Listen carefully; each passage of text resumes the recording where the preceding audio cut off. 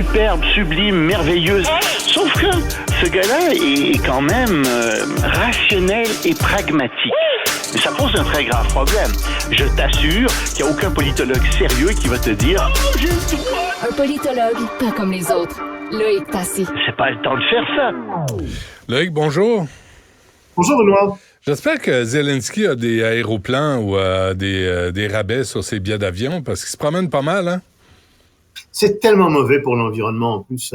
Oui. Mais, blague à part, je pense que non. En fait, souvent, c'est payé par des États. Hein. Il prend des avions, par exemple, qui sont prêtés par la France, par l'Italie, etc. Donc, ça m'étonnerait pas qu'en ce moment, en Espagne, ce soit le gouvernement espagnol qui ait nolisé pour lui un avion de l'État pour qu'il se rende là. Il y a des questions de sécurité. Évidemment, il peut pas prendre même la première classe dans un avion. Ça pourrait poser des problèmes assez considérables de sécurité. Donc, c'est des vols nolisés. Mais tout ça pour dire qu'il est en ce moment en Espagne, à Grenade. Il y a une immense réunion en ce moment des chefs d'État européens. Il y a une quarantaine de personnes qui sont là, une quarantaine de chefs d'État, plus que ça en fait même, parce que la grande question, c'est le renouvellement, plus que le renouvellement, c'est le changement de la Constitution de l'Union européenne qui est à 27 membres, qu'on veut faire passer à 35 membres, mais la règle de l'unanimité a plus aucun sens. Et donc, on essaie de voir comment on pourrait avoir une nouvelle architecture européenne, probablement avec des pays très importants, l'Espagne, la France, l'Italie, etc., qui seraient au centre, puis d'autres qui seraient dans une deuxième zone, etc. Évidemment, les petits pays veulent pas entendre parler de ça, mais c'est de ça dont on discute. On discute aussi de toute la question de l'Arménie, qui est très important, et qui pourrait rentrer dans l'Union européenne, qui veut rentrer dans l'Union européenne, après être entré dans la Cour internationale de justice, ce qui est une claque en plein visage de Poutine, hein. On n'en a pas parlé, mais parce que la Cour internationale de justice a condamné Poutine comme criminel de guerre, donc l'Arménie vient d'y adhérer. Et il y a Zelensky qui est là, qui est entre la Turquie et l'Azerbaïdjan. Merci. Je veux dire, elle est coincée là, entre deux pays islamistes. Là. Oui, et elle est chrétienne. Et ça, encore une fois, on le dit pas, mais il y a une rivalité ici qui est une rivalité religieuse. Ce sont bel et bien les musulmans qui chassent les chrétiens, comme ça s'est fait un peu partout dans le Proche et dans le Moyen-Orient. On ferme les yeux là-dessus, on fait semblant que ça existe pas. Non, ça fait on pas dit de nouvelle, hein? Non, attendez, là. Il y a véritablement une progression des musulmans. Et c'est pas des musulmans gentils, là. Ce sont des fondamentalistes musulmans qui sont inspirés par l'Iran ou alors par l'Arabie saoudite. Et c'est ça, un islam qui est moyenâgeux. Malheureusement, c'est l'islam aussi qui se répand le plus rapidement à travers le monde. Et c'est condamnable, cet islam-là. Très, très condamnable. Mais bon, on ferme la parenthèse. Donc, il y a Zelensky qui est là. Et Zelensky dit, moi, j'ai un problème. Qu'est-ce qui arrive aux États-Unis? Qu'est-ce qui va se passer si les républicains n'arrivent pas à s'entendre? Comment est-ce que je vais recevoir l'aide américaine? Et l'aide américaine est très importante, militairement, bien entendu. Sans aide américaine, non seulement les troupes vont piétiner, ce qui arrive en ce moment, et ils restent sur place, mais ces troupes vont reculer, c'est bien évident, face aux troupes russes. Ou alors, les Russes vont se réarmer et vont conquérir le reste de l'Ukraine. C'est d'ailleurs ce qu'il a dit, d'une certaine manière. Il a déclaré aujourd'hui, attention, ça va prendre 5 ans à la Russie pour se réarmer. Et là, attention, la Russie va conquérir d'autres pays. Et c'est bien évident.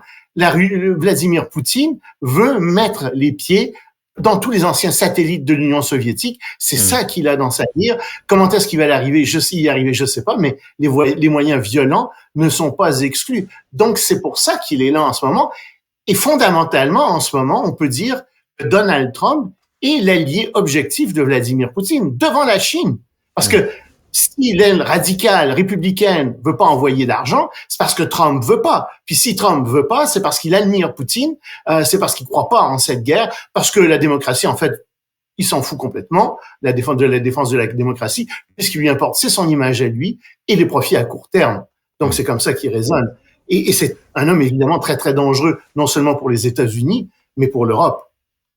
Bon, parle-nous de cette nouvelle qui est assez étonnante quand même à propos de Joe Biden. Oui, on ne se serait pas attendu à ça.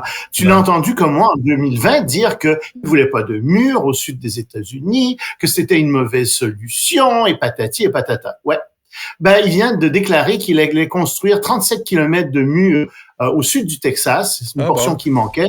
Oui, parce qu'il y a beaucoup d'immigrants maintenant. Alors, juste au mois d'août, il y en a eu 181 000, il y a eu 180 000 appréhensions aux États-Unis. Il y en a 10 000 par jour maintenant, des gens qui essaient de rentrer aux États-Unis. La pression est de plus en plus forte. Et bien évidemment, avec ce qui se passe, on en a souvent parlé, les immigrants illégaux qui viennent dans les villes du nord des États-Unis, les démocrates sentent de plus en plus la soupe chaude et comprennent qu'on peut être généreux, mais à un moment donné, cette générosité-là se fait aux dépens des gens qui sont sur place. Ça devient de la cruauté. Et ouvrir toutes grandes ces portes à l'immigration, ben, c'est de la cruauté pour les populations qui sont là.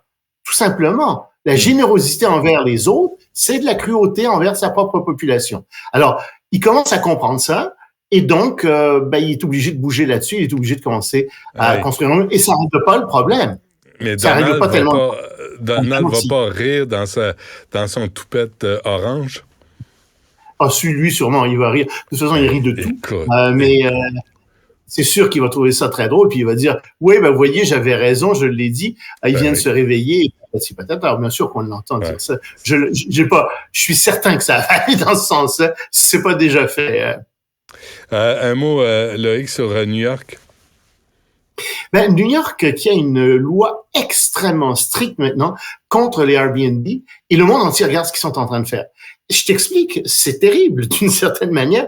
Les gens ne peuvent pas louer leur appartement pour plus que 30 jours à un maximum de 2 personnes et ils doivent être dans l'appartement pendant qu'ils le louent. Alors imagine, tu sais combien les appartements sont exigus à New York, autant dire que le nombre d'appartements va chuter, va être en chute libre. Et plus que ça, si jamais ils dérogent à ça, ils peuvent recevoir une amende qui va jusqu'à $5 000 par infraction. Par personne.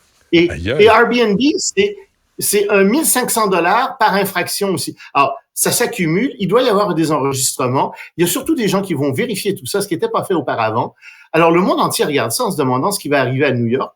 New York va faire très mal à l'industrie du Airbnb à New York, mais ça pourrait s'aimer ailleurs parce que on a un problème de logement dans plein de pays, surtout des pays industrialisés.